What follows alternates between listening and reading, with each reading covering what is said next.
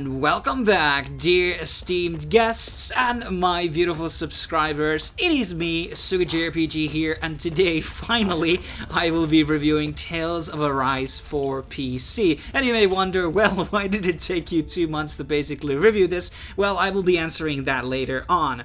Now, I obviously played the demo originally on PS4, and I have to say that the experience is so much better on PC, running it on 120 FPS. The game was well optimized, no frame drops or lag or something that was bugging out. So my, stance kind of is the same as I said on my demo review, is that you definitely want it on PC or on PS5. I don't think the PS4 Pro will do the trick.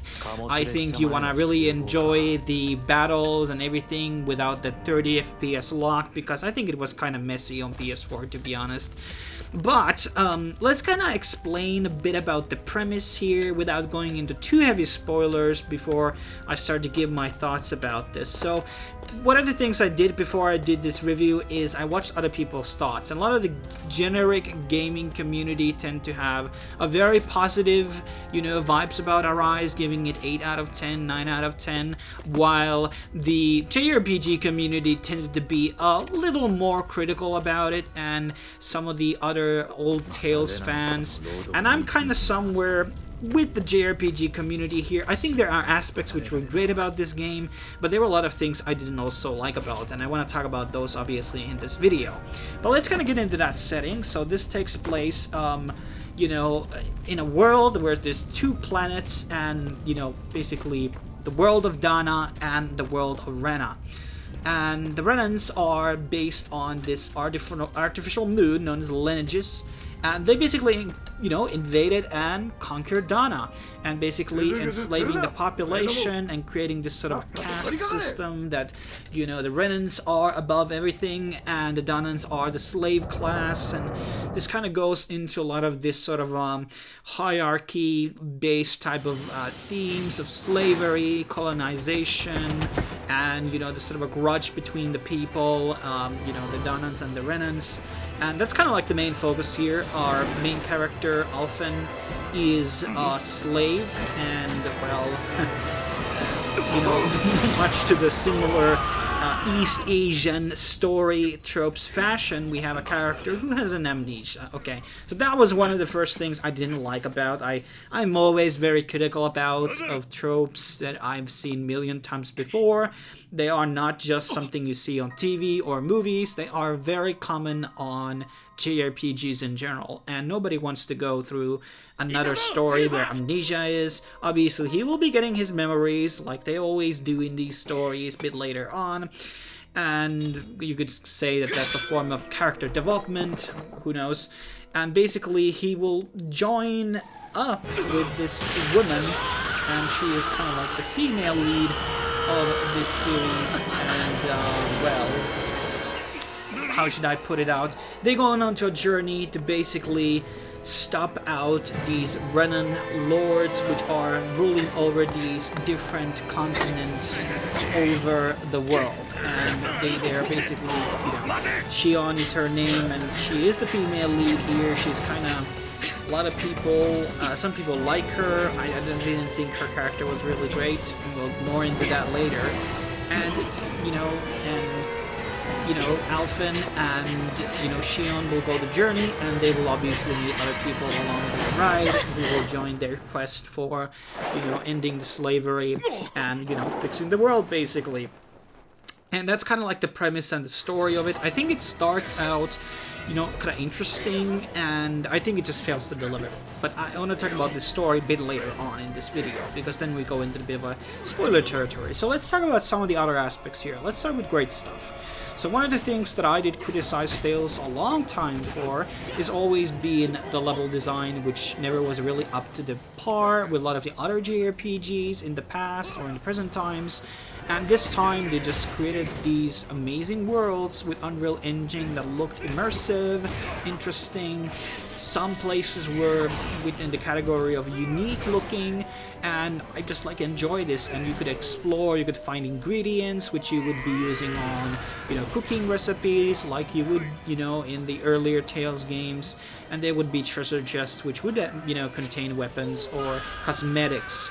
And speaking of visuals, cosmetics are also really great in this one. You can combine multiple different accessories which you can unlock by, doing certain quests or finding these Dahnan owls, which are like scattered, like hidden items in the field. I think these were pretty great. I love the owls. I think they were one of the best things about this game. And obviously, I changed my dresses and outfits quite a lot throughout the game, and some of them obviously are behind DLC and collector's editions and whatnots, but I think there were a lot of like interesting ones out there and could do kind of nice combinations. Now, and then obviously, like, the animations, the anime sequences, I think everything here was pretty nice. The skits obviously went through different thing. At times I felt they were too long, and often than not, Tales of games used to have a form of a comedy in them, and I felt that most of the comedy in this series, in this game, was really, put into those skits. I don't think that this had really one of those one-liners and, funny moments. It didn't have those like it did in the other games. And obviously this is a bit more darker story compared to the norm, and maybe the characters are also a bit older looking compared to a lot of the counterparts where most of the characters were like teenagers or something.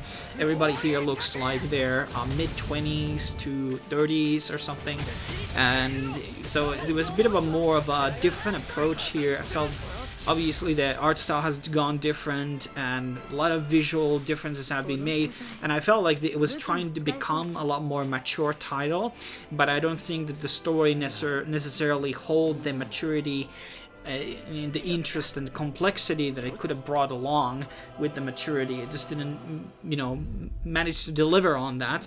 But I keep going back to the story because that's the most thing I want to talk about here. Now, but let's get back into so the visuals. The visuals were great. I think it was good. It was, refreshing, and I wouldn't mind that they will be continuing this route on their next game and using Unreal Engine. I think that they have really proven that this is the visual style to go for.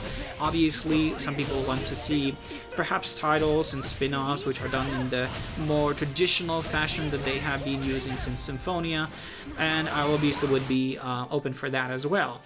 And the thing is here is that the OST also was very good, so it was very symphonic and very ambitious, and the battle theme was a bit different from a lot of the other ones, but I think it did its trick, and overall the OST is very strong, if not one of the top 2 in the series. Obviously there's always that nostalgia factor with any type of music, so I might be compelled to say that Symphonia, for example, has a better music or something, but I would have to revisit that game and listen to the soundtracks to have a more formulated opinion on that. But I think that the Tales did really good job on the OST, and it has been the same artist over multiple titles here. It's just that they had a different direction here, not buying some like superior composer or anything. Now let's talk about the combat. So this obviously is always the thing that most people in the Tales community are in disagreeing with or agreeing with.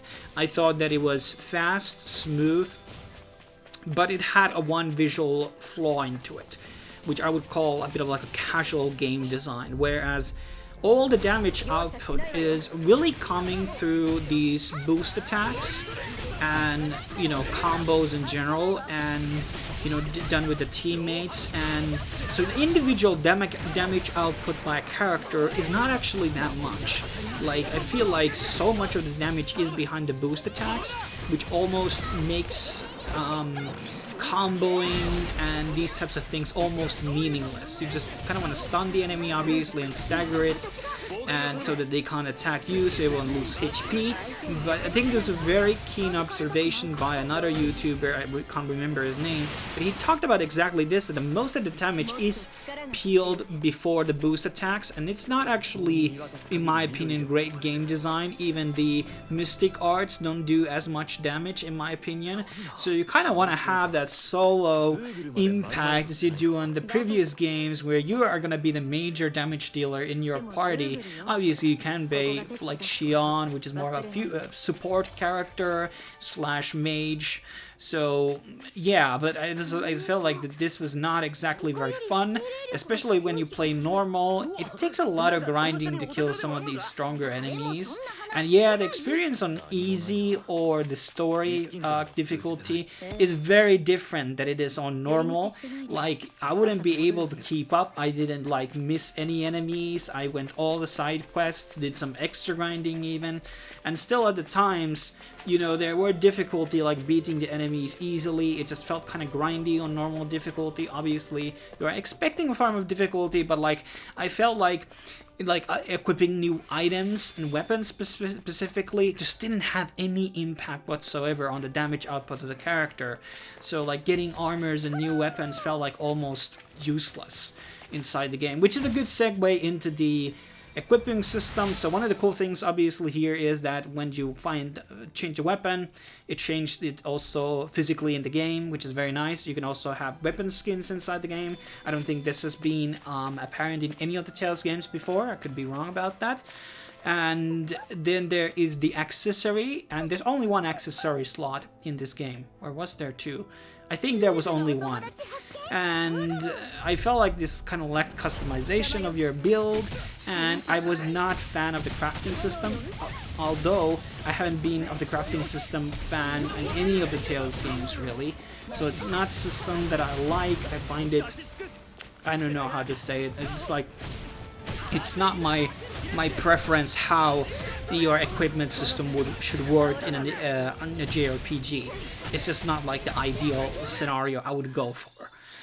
And now then there was like a mini game also, which is the fishing, which felt to me as a bit of a copycat from Final Fantasy 15. And the Final Fantasy 15 game, like, how many years it's been? Like 4 since that game came out, like 4 years. And that had a better fishing system than Tales of Arise, much better. I think this one was really annoying. I couldn't be bothered with it, even though they could have been opening up some nice bonuses, but I just like, no, I don't find this fun or exciting, so I didn't really try it at all. Now, that's pretty much like everything I have to say about the game. Game-wise, I think optimizations, music, sounds, character models, the optimization, all of those were good things. And obviously there's probably some things which, you know, people would have wanted to see, like a multiplayer feature, the player co-op, like you could in some of the earlier Tales games. But now we want to talk about the story, and the story was a bit of a letdown for me. Not in the sense that the stories have been pretty much fucking awful in a lot of modern games, they just don't seem not right anymore, and I think that has to do with the global markets, because, you know, in the 90s, early 2000s, you had a lot more region exclusive titles, and you would be writing specific for the Japanese audience, and perhaps that allowed you to do more complex stories or more interesting stories, and you didn't have to necessarily appeal to the global audience and write a story which would be a blend and something that everybody would basically get. That's kind of one theory that I have about this. But enough about theories, let's talk about what's the but. So the problem we had the story, we talked about the amnesia stuff, it was not good. And the story that, you know, freeing the world of Dahna and going through all these regions, defeating the lords from the 5 realms, it just didn't, like, there was a lot of hours in it, and there was definitely some pacing issues where story was moving too slow or something. And then you have like these enemies appearing, and then they die very soon. And I mean, that's how a lot of bosses work. But you have Final Fantasy games like, you know, Final Fantasy 7, Final Fantasy 6 or 5. You have characters like Kefka, Sephiroth, and you build those enemies up throughout the game. Now, the main villain in this game is sort of a build it out throughout the game, but he just seems like an edgelord, and he doesn't seem to have like a grand plan or a vision or anything. He's just like a very bland character. He doesn't really have any type of a background story to him. It's just like, you know, it's just one of the lords, and then he also makes this weird appearance in the last part of the game, and I'm like, what, man? I thought you were dead. And I just like, when it, obviously like most of the Tales games, it's broken down into like part 1 and part 2. And part 2 was like utter garbage to me. From a storytelling perspective, I just couldn't give a fuck about anything about the story at that point. Like, it just came so dumb. And then this is like a blend of like the fantasy world with sci-fi, and that's something that Star Ocean does. But Star Ocean does it a lot better. Okay, it does it so much more better. And in here, in a lot of ways, it didn't make a lot of sense that, oh, why were the Renans using these knight armors? Where's their fucking machine guns? They have spaceships, goddammit. Like, a lot of the things just didn't really make sense to me on this setting and like high-tech civilization and everything. And you don't really get to explore also the lineages really that much in the story. It's just like a one, kind of like a small segment of the game, even though it's like an entire planet. And, well, for example, in Tales of Symphonia, you get to explore the 2 worlds. And, you know, and the characters. Okay, let's talk about the characters. So in most of the Tales games, we have like 8 to 10 characters. In Symphonia, you know, Xillia, Zestiria, whatever, you have a lot of characters. In this one, you only have 6, and you manage to create still kind of bland characters, which 2 of them are like technically orphans, and that's their background story. They're fucking orphans. And then you have the main duo, and who have like a romantic relationship that is building out the game mega slowly, and I'm not like appealed by that at all. I just didn't feel the performance was very convincing. Shion is not a very likable character, not really funny, not really sexy, not really smart. It's just kind of like smart ass, you know, feminist woman of sorts. Not really feminist, but, you know, got kind of an elitist attitude. And it's like, oh, am I gonna love this character? No, I'm not. So you have to like, she was one-dimensional. I think that's how I would put it. And that's how I would actually describe all the characters in this one. They are all very one-dimensional. Brinvel is the innocent girl who is an orphan, and then she got the thing with the owls.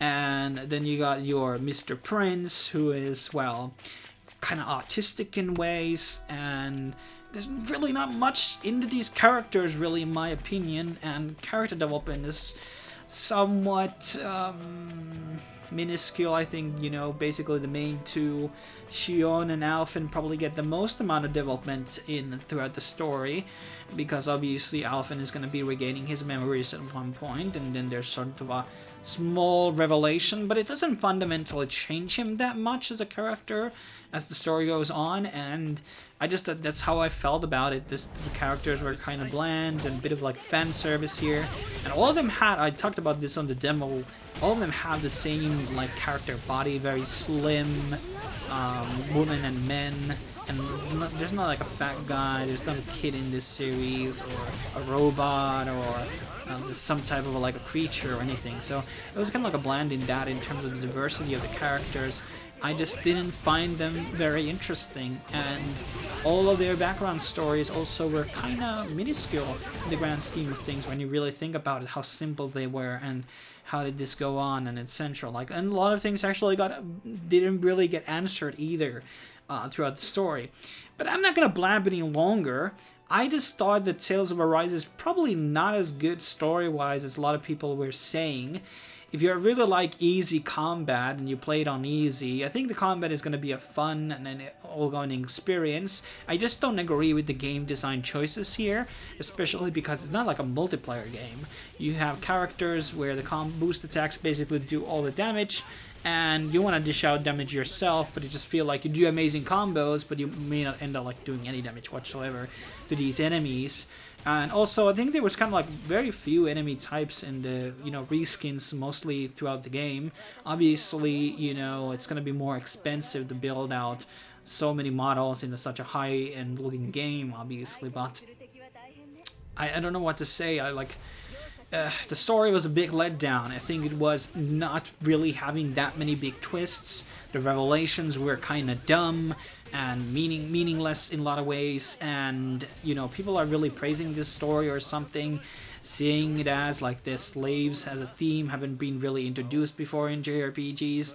I don't know if it's a short memory or just a lack of experience of playing many JRPGs in the past.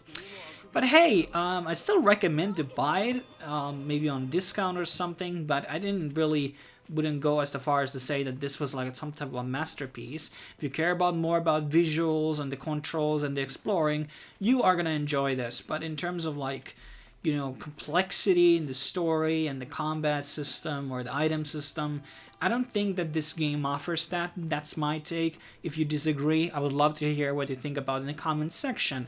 But that ends on my review. As always, subscribe, like, and comment. That helps me out. And stay tuned for other reviews. A lot of JRPGs to finish and a lot of things coming out as well.